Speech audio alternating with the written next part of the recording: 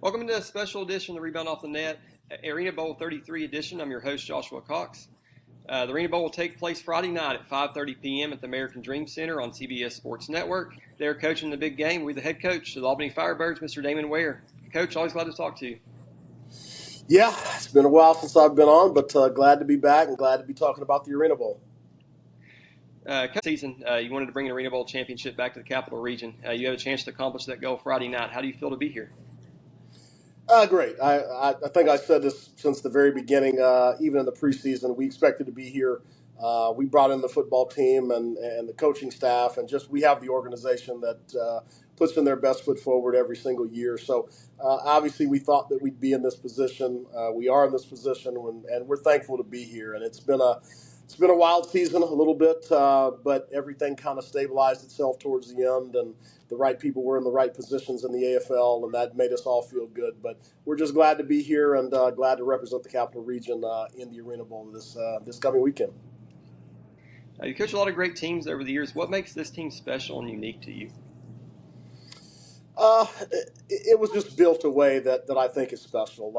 The last few years we've been offensive oriented here, and we had lesser defenses, and really, so it was always, the pressure was on the offense to score, and in hopes that the defense could be opportunistic. And I went into the offseason this year saying, you know what, we're really going to invest our time and energy and resources into the defense. I think the offense is in a place where we're right where we need to be, and so we went out to find the right guys that would fit a defense that we wanted to run. And our defense is super young, which is exciting, and hopefully we can keep these kids here for a couple more years. But that's the most special part is we went out to build a defense that would be special. We built a defense that was special, and thank goodness, because they saved us in a couple games this year, and they've continued to be, big in key moments. And so hats off to our defense, our defensive coaching staff as well, Coach Hollis and Coach Cisse, even our intern, Coach Gooch. They've all done a phenomenal job of just keeping this defense ready to go. And now we have a defense that matches our offense, and that's a pretty scary thing when you got both things going the way we have all season. Coach, it's no secret it's been a difficult season all around for the league as a whole. How's this season been for you and your team personally, and how have you stayed focused on winning a championship?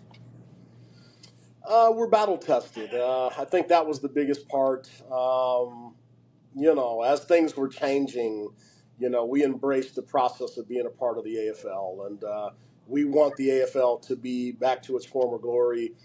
We want to be the best indoor sport that's out there, and so we really embraced the process. We would do whatever we had to do to make this league better, and so no denying we played the hardest schedule.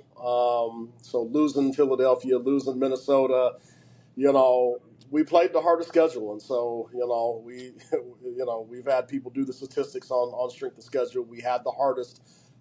Without break, it was hard. It was to put our kids through just a week after week after week, even when the Minnesota game, had canceled. It was our first long week we had, so we practiced all the way up until it was time to play the game, and so the kids just didn't have any time off.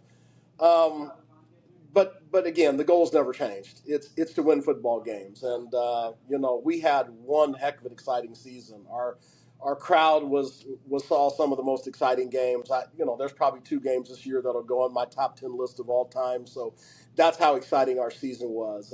We had all the highs, the lows, the ups and downs, all of those things. But ultimately, I think the one thing that stands out about our football team is we're the best second half football team in the country right now. We play really darn hard in the fourth quarter, and it's hard to find guys that can hang in there long enough and then finish. And so just the culture that we've built, I think we work harder than anybody in the country. We work every single day. We don't really take days off. We put people through, just a rigorous camp. And so, again, just all in all, we've stayed focused on the task, which is to, obviously win our division, go into the playoffs, and then ultimately play in the championship game. And step by step, we've kind of checked those boxes. And here we are in the Arena Bowl. And so we really did think that we would be here from the start. And didn't matter just what adversity we had to face. We went through it with flying colors, and people ask all the time, how did you feel, losing the last 2 games? Like I said, we the Orlando game, and again, I give all the credit in the world to these football teams. The Orlando game, we really ran out of gas. Our whole secondary was gone in the second half, and they did the right things. And so hats off to EJ and his staff in Orlando, and they got us. And, then the Billings game, we went on this hugely long trip across the country and all the things that we went through there. Felt we dominated that game in all four quarters. And so I'm not mad to lose a football game. The end of the game kind of threw me off a little bit. But, as I told our team, we played a phenomenal game. And so, at the end of the day, I don't put it on our team. Those are just circumstances beyond our control. And so I've always thought that we've played really good football in every single game this year. And so at the end of the day, we're right where we thought we would be, and we're competing for a championship. Coach, I told somebody the other day, it seems like you all this season turned into the New England Patriots from the Belichick-Brady days. You all win a lot. Your fans love you. Other teams hate you and like to complain about you. Anybody that's not a Birds fan is probably cheering for Billings this weekend. I think you all are great for the league in this way. Do you feel that way about your team, and do you see any similarities for that? Yeah. I've never seen people more excited to see us lose.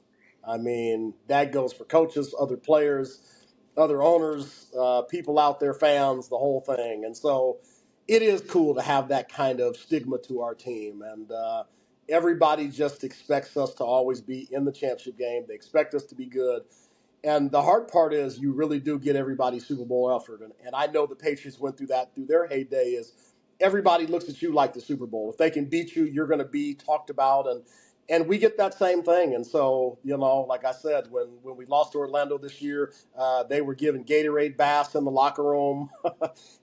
After the Billings game, they were crying. There was all kinds of sobbing. And I just, that's probably just not something I would do over a regular season win. But it does go to show you how much people value beating us because we're that good of a football team. And so we built a great culture here. Our whole organization is committed to success. And we love that that's out there. And so it does make it hard because, everybody going to give you their Super Bowl effort. But at the end of the day, we wouldn't want it any other way. Coach, the game Friday is going to be played in a shopping mall. What do you think about that unique venue? What challenges does it present? And will you prepare differently in light of that? Yeah. Like I said, I just recently got a video of just the inside of the mall and the exact field and those kind of things. And it's very unique. I mean, I have no problem with unique. That's fine as long as the field surface and everything comes in okay. Obviously, for us on the field, it's going to be fine. Now, from a fan perspective, I've watched some of the things they've had in there, Harlem Globetrotters and hockey games and things, and so obviously there's a setup that they have in place, and so it's just hard to envision all that stuff, obviously, and just kind of watching the video because it's right in the middle of the mall. I mean, there's shops all the way around the field, and there'll be standing room only, and I know they bring in bleacher seating and benches and all kinds of stuff. So it's going to be awkward where that's concerned. But ultimately on the field, we'll just see how the Nets look when they hang those. And so, like I said, I'm not 100% sure how it's going to look in the end. We'll get there tomorrow morning. The field will be up sometime tomorrow, and we'll go and do a little walkthrough out there. But it's awkward because I won't do a regular walkthrough there just because everybody can see. And it's, like talking about the Patriots, I don't want anybody doing Spygate or any of those kind of things. So I'll do a very, very basic kind of a walkthrough, through there. But as long as the field fits in there nice and the field goal posts kind of go up there in a proper way, I'm not too worried about on the field. But I would definitely ask our fans how the whole ambiance around the game is after the game. Absolutely. Y'all are close over there. Speaking of the fans, y'all are close over there. Do you expect a good turnout? I know you're having a bus go over there. Yeah, we've actually got nice. Just actually was saying we sold the first fan bus in 15 minutes. So to answer your question, yes, we're going to have a lot of fans out there from the capital region cheering us on. Kind of cool that it's only a couple hours away from us, so our fan base can get out there. And at the end of the day, you want as many people cheering for the game and for the AFL as we can, and we'll help pack that place up, and we'll have a fun night. I think the Salina game on last week was a little closer than most people thought. You all looked good offensively, put up 80 points. How do you feel about your team's performance this past Saturday, and what improvement do you need to see going into Friday? Yeah, hats off to Coach O'Neill and the guys in Salina. Did a great job. It's hard to tell just on film just how good some teams are when you don't face each other and you've never faced each other. And so, it's always awkward to get used to a game that's a semifinal game and you don't really have a lot of information on a team. But they had a couple guys that we had released here early, so we kind of had a little bit of an idea. But boy, they came out and just like what we were talking about, they gave us their Super Bowl effort in the first half, and for us, it was just hanging in there and withstand that kind of tough period. And ultimately, again, we did what we've done in every game, which is just outplay teams in the second half and ultimately pulled away from the game.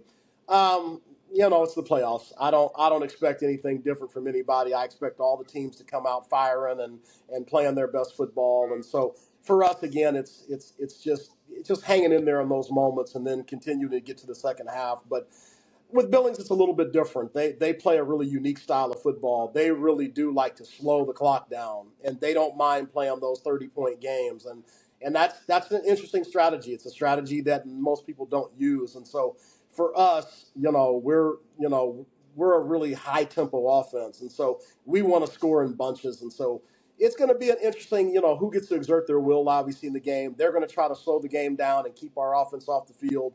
We're going to try to speed our offense up and try to put up more points to put that pressure on them to kind of play catch up.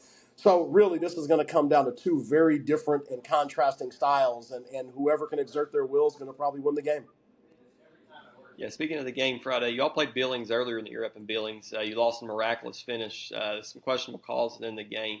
When I look at it on paper, I think you all are the better team. Do you feel that way? And it maybe just took some miraculous heroics at the end to beat you all. Yeah, I'm not going to give any Billings any bulletin board material on who's better, who's not.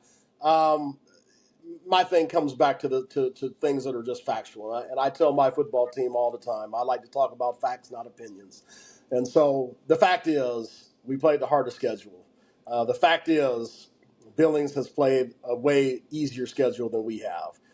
They need to be more worried about being battle tested for these big moments than we do. And so we're going to get into a great war here on Friday night. We're going to have neutral refs. We're going to be in a neutral building where there's no advantage for anybody.